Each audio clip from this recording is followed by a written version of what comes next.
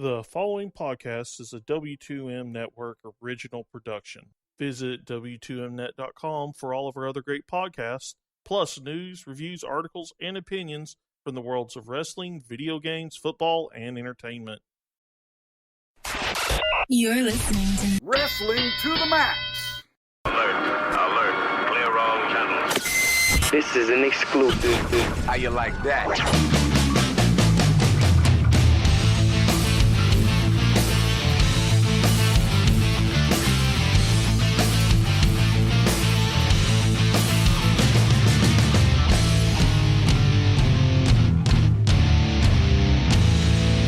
And your hosts, Gary Vaughan, Sean Garmer, and Paul Vieser.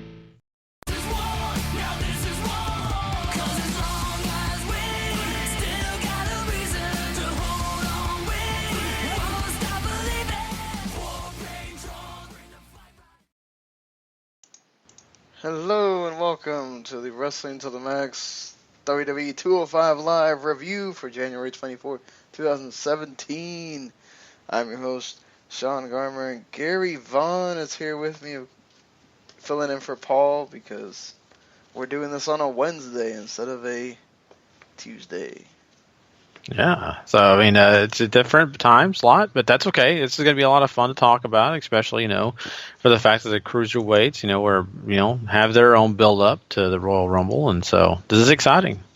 Yeah, it is exciting to finally have that big match they're building up to. Like, this one actually feels big, not like, Brian Kendrick, TJ Perkins, and those didn't really feel big, This one feels like it's an actual WWE story.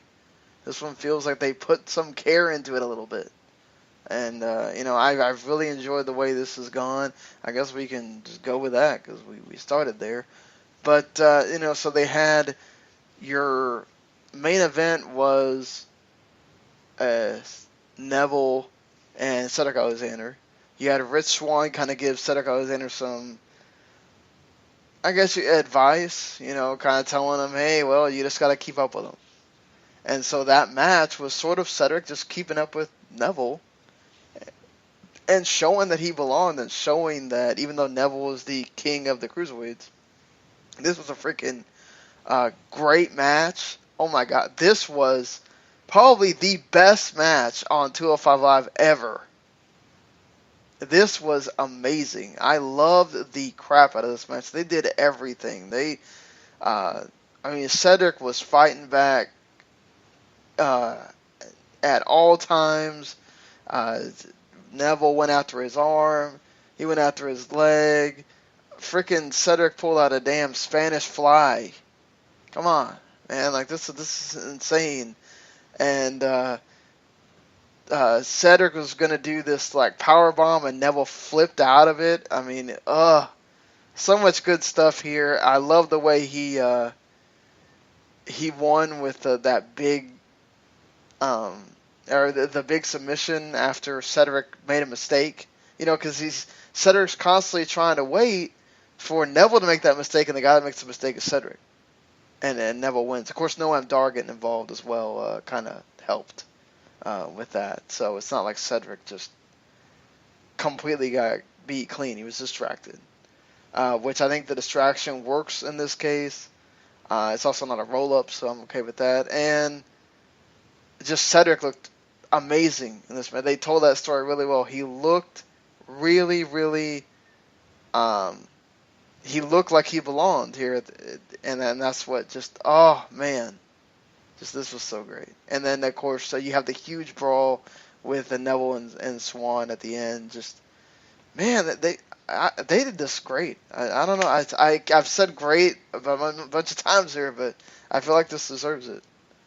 Oh, I agree. I think this was exciting. I mean, they gave this plenty of time. I felt like this was half the show, which was great.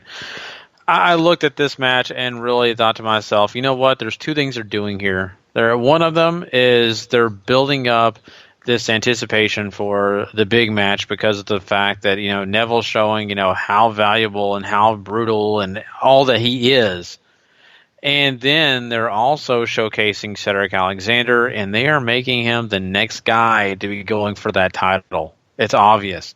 they really are behind Cedric Alexander. You can tell. This has been going on for a while now, but they love this kid, and he is not disappointing at all. I mean, a lot of people say, you say you're great in the indie circuit. You want to, prove a point. Well, prove it against some of the best. Neville's one of the best. You got to say that. I mean, even on the indie circuit as Pac, I mean, one of the best. And I think Cedric Alexander just had a great ballet with this guy. I mean, they put on a show, a dance worthwhile.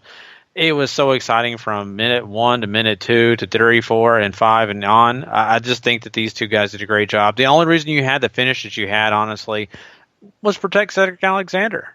Is to, give him an out on why he lost. Otherwise, I mean, how are you going to end it? I don't think you were going to end it clean if you really want Cedric Alexander to be the next guy. I look at this as maybe a foretelling thought of what could happen with the title pretty soon here. Just because of this match alone. I could be completely wrong, but just by what I saw in this match. So it just wow. If you're not watching 205 Live and, maybe someone who does and you're now starting to watch it, show them this match. If this is the only one you show them this match, and I think you're going to get people hooked on the show. But this was awesome. I would say this is definitely a match you need to go out of your way to see. I would say you don't necessarily want to show them this match because they're going to think like all the matches are like this, and they're not. You've had some really good ones in the last couple weeks, whatever, but this is one of those that, like, this sets it apart. Yeah, it does. This is like the Cruiserweight Classic kind of stuff. You're right, but you got to hook them. You got to get them somehow, right? You got to get them to at least peek in, and if they can peek in, and they may find something else they like, and then they'll stick around. But you got to get them to come. I'm just saying this is one of them. You could probably show them another match, or I just think it's a great way to prove that these cruiserweights aren't a waste of time. Because there's a lot of people out there who still are not, on the cruiserweight train yet. They're not really into it, but this is definitely a good one and a great way to conclude that show. I know people that probably, if they were actually live at Raw and left, early, they probably wish they would have stayed. So, yeah, certainly. I think those people in Toledo missed out if they left. They should have checked this match out. And you also, you've really been enjoying this build of Rich Swann. I think what also helps too is these guys have that history with each other. So even though they really haven't played it up too much, they know each other. Neville has just been just spot on with this being a heel. And Rich Swann is such a good face that I think these roles are just so well done, and you care about both guys.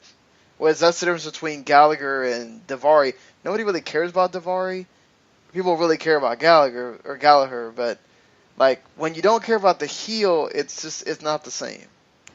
Yeah, you know what? I mean, yeah, you're right. The heel has to be the one that really kind of runs it. I think as a face, I think a lot of times, you've got to have just that exciting personality, that sweet kind of, and I think just Swann just falls right into it easily.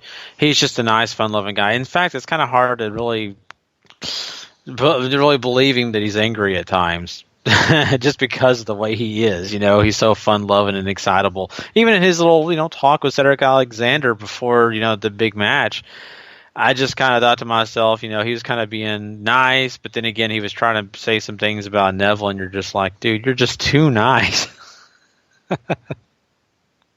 But I love it. I think Swann's fine. I just, at times I'm like, man, someone needs to make you angry, really angry. Yeah, exactly. Get angry, man. Yeah, come on. So you get T.J. Perkins and Tony Nese, and you get T.J. Perkins winning with a cradle here. This was a good match. More of that, back and forth, 50-50 booking here with some of the cruiserweights. But we'll see. We'll see if this goes anywhere. Yeah, who knows? At the end of the day, though, Tony Nese does, do his best to injure T.J. Perkins, Yeah. So definitely they're maybe starting something with these guys. Yeah, exactly. And maybe that kind of gets over the whole, just doing the same old, hey, you get one, I get one thing. But, I think that adds a little excitement. I really like Tony Nese, and Perkins is fine too. I think they do need to build a little bit more and really work hard to do more than what they've done so far. Some of it just kind of gets to be old hat, and I think it's not good. I think TJ Perkins especially cannot get in that mold because he's lost a lot of steam since he was champion. Oh, God, if there's a guy that just feels like nowhere near the guy he was when he got done winning the Cruiserweight Classic, it's TJP. I mean, like you said, that the star has fallen for him, so he definitely needs to hit that one up and get himself another life, Yeah. and get an extra life, you could say. So there's your video game reference for the show. But any, total fail. Oh, you died. No. Brian Kendrick. I love this Brian Kendrick. This kind of thing that he's doing now. So he's pissed that Jiri got hurt. So now he's just taking it out on dudes. Like, I like it. This is the kind of thing that works for him. He's an asshole. Like, he doesn't want anybody taking his spot. He wants to prove that he's the guy or what, he's just a dastardly pissed off veteran, and no idea who Trip Bradshaw is, but this was fine. Yeah, this was okay, and you know what? You're right. I mean, honestly, Kendrick is doing a great job, like always, of just, being believable. Like, he's just that old haggard veteran who doesn't care about anybody but himself, and he's going to talk as much trash because he feels like he can. And then if he wins, then, of course, he proves his point. If he doesn't, then he's got an excuse. And so that's what's awesome about him. And he's also a great wrestler. So it gives you that extra oomph in this division, which they really needed. They need guys like Brian Kendrick. And so, I mean, this is good. And, the match was fine, for what it was worth. It's just, I don't know. It was okay. I can't say I loved it or it was great or anything, but it was, a good match for what it was worth. Yeah, I mean, it's just basically there to continue the thing with Brian Kendrick, and that's just fine. So we'll see. Maybe him and Tozawa get into something in the meantime, because Akira Tozawa is debuting next week. Oh, awesome. Can't wait to see him. And didn't you like that? Sami Zayn talking about him was really cool. I'm glad they did that. Yeah, they've had three different. They had Kalisto talk about him. They had Apollo Crews talk about him, who has the history with him in Dragon Gate, and they also talked about Sami Zayn, who also has history with him. So, yeah, I'm just glad it's someone that I think a lot of people will look to and like, oh wow, even he says something about him. I just love it. Yeah, I think it definitely helps him out. It makes him feel like a big deal. And that's what you want. You want them to come in as big deals. So certainly, I think it's running that course. Speaking of big deals, Austin Aries is there on commentary. You got Grim Metal Elite coming in. We've talked about Kalisto on SmackDown possibly coming. Well, Vince isn't too happy about 205 Live not really getting watched by people. He thinks it should be right there with NXT. It should be that second thing you watch every week. Well, it's not right now, obviously, because they're still building up talent and everything. To me, it's like SmackDown. You got to build it up some. When it gets good, people are going to be watching it. Even though, the ratings are not reflecting that. Raw's getting whooped. Raw whooped them this week because, heck, you had Goldberg and Brock and everything. Good Lord, But still, one of the things that Vince is talking about to help get 205 Live up there is bringing Hideo Itami to 205 Live. I asked this to our group, our chat of staffers, W2Net.com staffers. Many people that you have heard here on the podcast before. None of them really liked it because they don't want to see Hideo Itami drop to 205 Live. It kind of has a bad connotation. You're now a cruiserweight. Are you ever going to really be able to get out of that zone? And then also they're talking about the move them before SmackDown, not after SmackDown. And then also possibly, do you put them into Full Sail, where the Full Sail crowd will care about them more than, say, the WWE crowd, which I think every week the WWE crowd has started staying more and more, and they were chanting during the show. For Cedric, for Neville, for they were chanting, I think, TJP, or for somebody. They were chanting for somebody else besides them. So I think they got into it with the Trip Bradshaw thing too, if I'm not mistaken. So I think the crowds are starting to warm up to it. I think it'd be kind of sucky to. For me, I don't want to see it go to NXT because for guys like Tozawa and guys like Metalik, Tajiri, guys, some of these guys, like, they didn't come to be in NXT or be in Full Sail and wrestle in Full Sail the whole time they're there or whatever.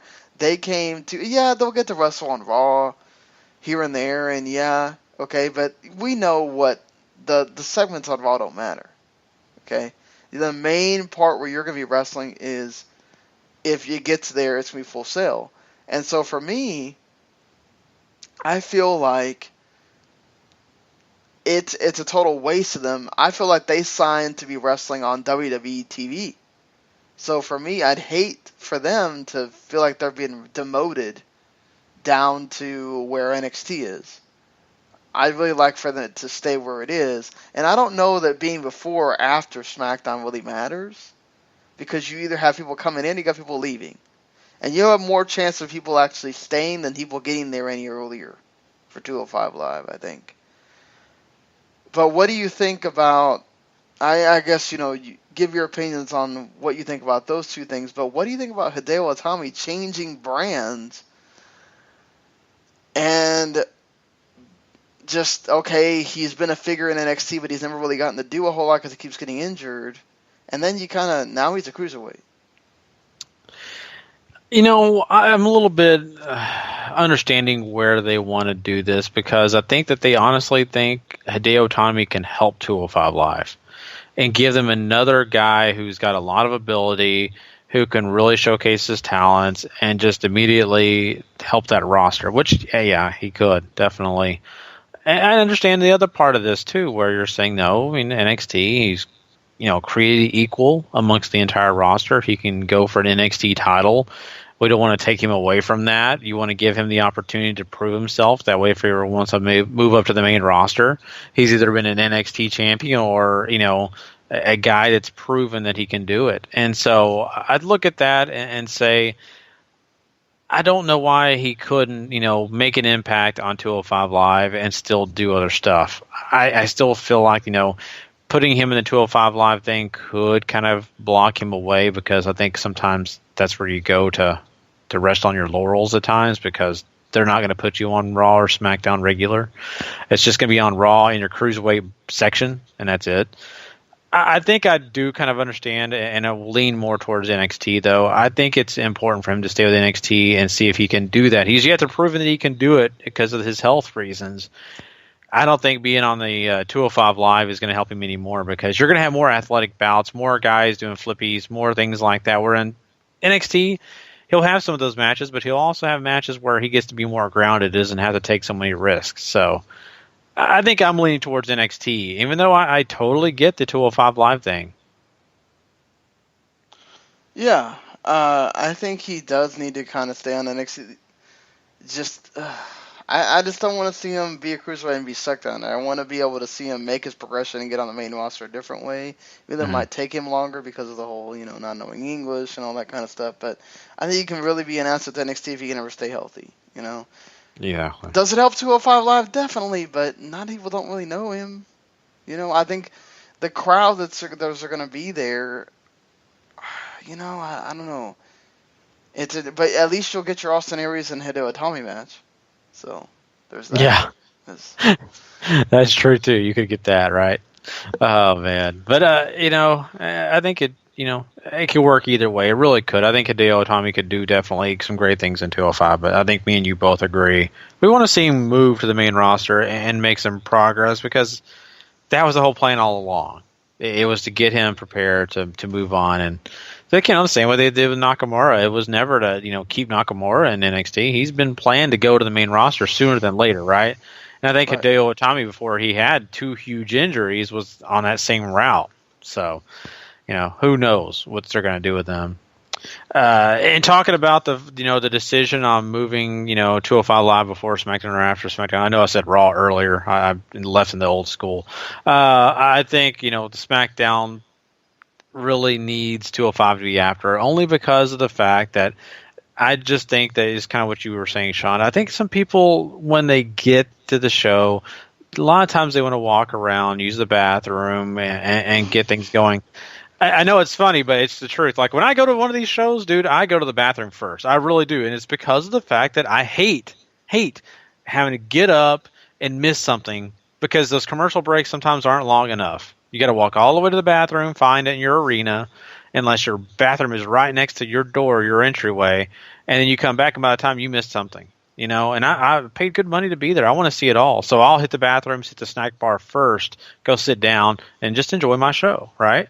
And I think that a lot of people probably do that. They want to go buy T-shirts. They know, they're not going to, during the show, go out and buy their T-shirts. So I think that's a lot of the things, too, we got to look at and understand that, man, you're going to have the people probably will leave after SmackDown, but you're still going to have those loyal people sitting around excited about the show, especially with SmackDown. It's only 2 hours.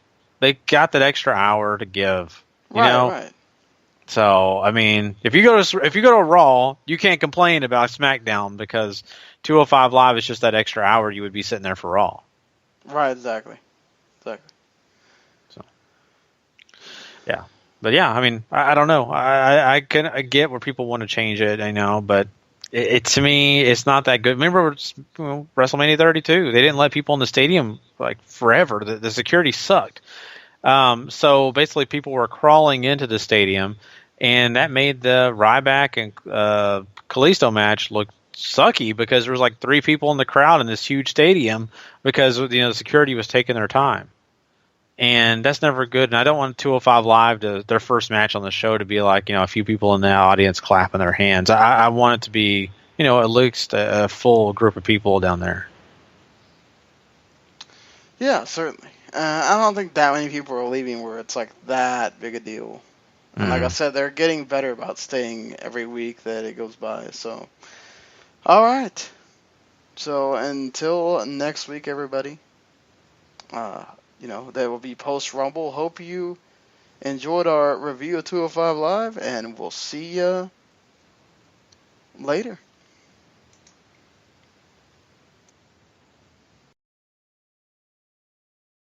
The following podcast is a W2M Network original production.